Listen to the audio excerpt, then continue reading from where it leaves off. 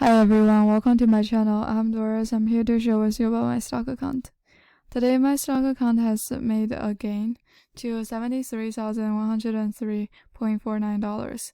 Tonight United Natural Gas made a gain of 1.58% and SQQ made a gain of 7.34% to 20.8.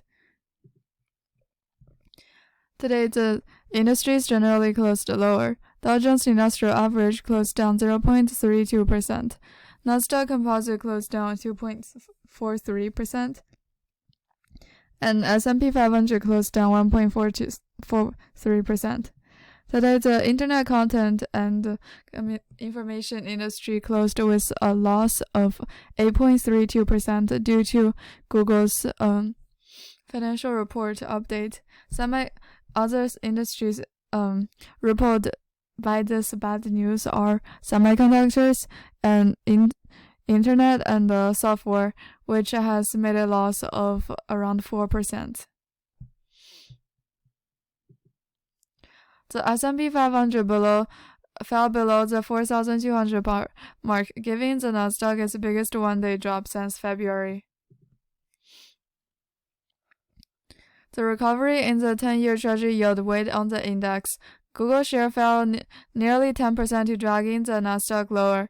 The market continued to watch the U.S. stock market earnings and economic data. A climb in the U.S. bond yields weighed on the index. The yield on the 10-year Treasury note rose 11.5 basis points to 4.955% on Wednesday, after rising as high as 4.949%. The yield on the 30-year note rose 15 basis points to 5.09%. Economists said that Treasury yields are likely to fluctuate in the near term, but we do not believe that the latest U.S. data support a long-term rise. We wouldn't be surprised if the 10-year yield tests the 5% level again. Investors continue to receive the latest third-quarter earnings report on Wednesday, including Alphabet, beating expectations, but its Google Cloud platform was relatively weak. Microsoft announced its Azure Halo Computing division growth exceeded expectations. Analysts point out that Microsoft and Google's cloud business trend divergence. Microsoft's cloud business beat expectations for its biggest revenue growth in 6 quarters, driven by demand for AI products, while Google's cloud business performed less than expected, raising concern about its competitive position. Texas Instruments missed quarterly earnings and issued earnings guidance below market forecasts.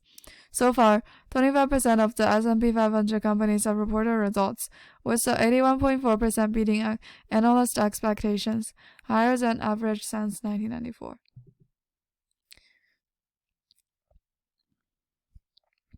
In addition to corporate earnings, the week focused on Friday's personal consumption spending index. The market continues to watch the progress of the general strike by American auto workers. UAW said it'll reach an agreement with the Ford Motor or have a real salary increase of more than 30%. The American Auto Worker Union is close to a deal with Ford Motors to further increase the cost of living subsidies for workers. That means Ford will actually pay for workers over 30%. Share of automakers such as Ford, General Motors, and the Mercedes rose higher on the news. This is what I have for today. Thank you for listening. Don't forget to subscribe and see you next episode.